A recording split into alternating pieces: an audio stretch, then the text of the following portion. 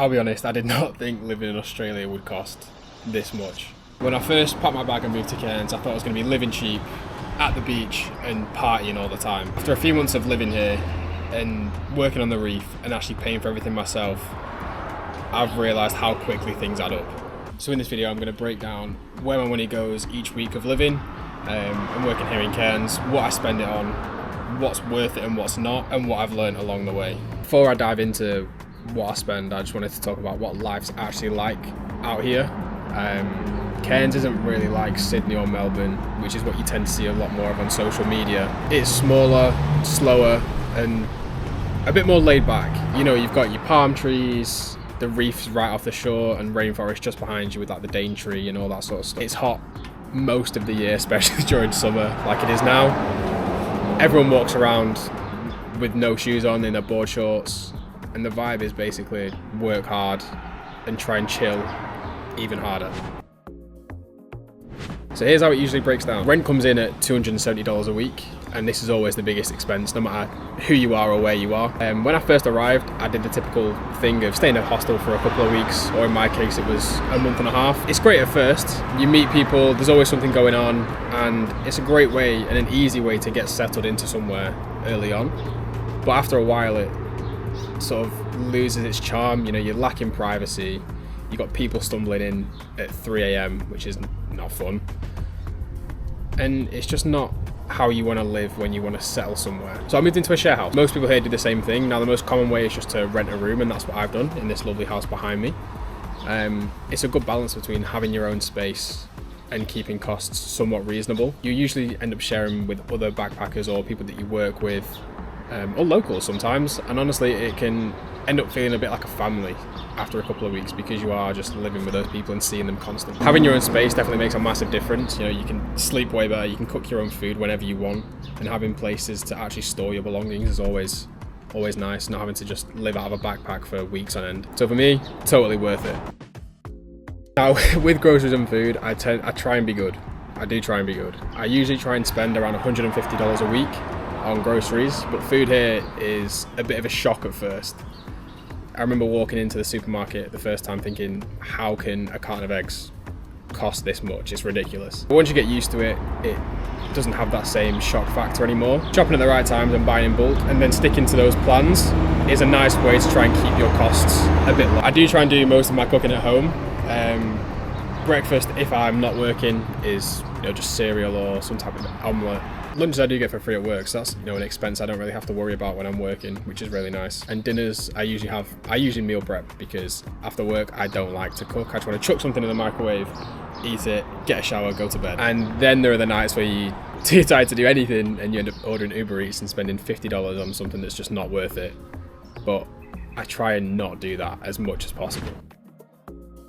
With the social side of things, because Cairns is a very friendly and interactive place, going out, grabbing dinner, going for drinks are all things that people tend to do quite regularly. I try and limit myself to $100 a week just because I don't want to be frivolous with how I'm spending. But Cairns does have a fun nightlife for a small city. It's got backpacker bars, live music, cheap-ish drinks if you find the right places. You don't have to spend a lot if you don't want to, but it's easy to lose track if you're out with a group of friends and you're having a couple of drinks and then you think, yeah, I'll just buy a couple more.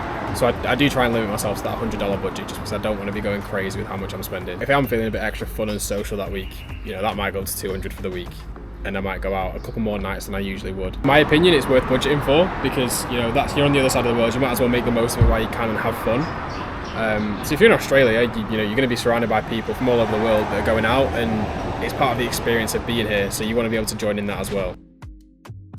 One of the things I do love about Cairns is how, especially in the centre, how compact everything is. You can pretty much walk or cycle to most places. However, in summer, no. You step out of the house and you're going to be drenched in sweat before you even get 10 minutes from your house. I try and spend around $50 to $70 a week on transport if I'm not wanting to use my bike. If I'm feeling a bit too lazy, I've not slept very well, or I'm just violently hungover and can't be bothered, I might get an Uber. I try not to do it too often, because those Uber charges do just rack up so quickly. A lot of people do buy second-hand bikes or scooters. That's what I did personally, and it's cheaper in the long run and gives you a little bit more freedom than just having to walk everywhere. But then if you are planning on staying here even longer, getting a second-hand car is the way to go, and that's what my plans are in the near future, is to save up and buy a car. So this is one of the boring but necessary parts of now being an adult. You need a phone plan, data, a few subscriptions like Netflix, Prime, whatever else you've got, Spotify. Now mine come out to around $15 a week. They're all paid monthly, but just for the purpose of this video, $15 a week tends to be what I end up paying, which I think is really good, really cheap. Now one of the things I'm very fortunate for is that my rent covers all bills in the house, so I don't really have to worry about paying separately for Wi-Fi. But if you do have to pay for Wi-Fi as well, that's another charge that you are going to have to consider. I think it usually comes out to around $80 a month for Wi-Fi. The mobile plans in Australia are pretty decent, and the coverage is still pretty good even when I'm out on the boat. Obviously after a certain point you're not going to get any service, and it's not a huge weekly expense, but it's one of those things that sneaks up on you if you forget about it. Here's where the real living in Australia part happens. There's so many fun places to go and visit. You've got the Great Barrier Reef, waterfalls, rainforest hikes, and all sorts of little islands just off the coast that you want to go and visit on your days off. Now I'm not going to include this on my weekly breakdown because they're not something I do every week, but if I do something and go out somewhere, you're usually spending around $200 to $300 for the day to go and do something. That's only for me personally because I don't have a car, so I have to Uber everywhere. And even if you're not doing something big every weekend, there's always the temptation to book something or to do something. It's one of those things that you can't really put a price on though, because you want to experience them. And those are the things that you're going to actually remember. One thing about working in Cairns, especially if you're in tourism or hospitality, is that it's pretty seasonal. You might have busy weeks where you're working non-stop, and then the slower ones where shifts are, maybe 2-3 a week. So you do have to budget with that in mind. It's very easy to spend a lot when you're having those good weeks and then feel the sort of financial pinch when things aren't as busy. So I do try and save money when I can. I tend to try and save around $400 to $500 a week.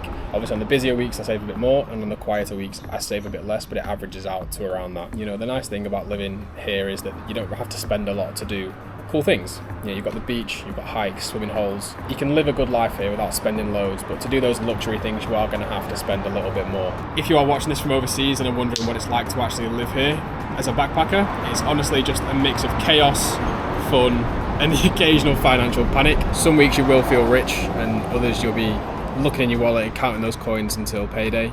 But that's kind of the charm of it and what makes it exciting. Everyone's in the same boat. You'll meet people working all kinds of jobs, doing all different sorts of things, and we're all just figuring it out together. And even though it's not always easy, it's the best kind of life for this stage of life. You're learning, exploring, and just living a bit differently. Living and working in Cairns isn't always cheap, but it is definitely not impossible. You can make it work pretty comfortably if you're smart about it, and the lifestyle you get in the return, the weather, the people, the ocean, pace of life, it's worth every single bit of effort. If you are coming to Australia thinking it's all beaches and free time, you'll be surprised how quick real life kicks in. That's what a week of spending looks like while living in Cairns from someone who's currently doing it. If you want to watch more videos of my travels, click this one here.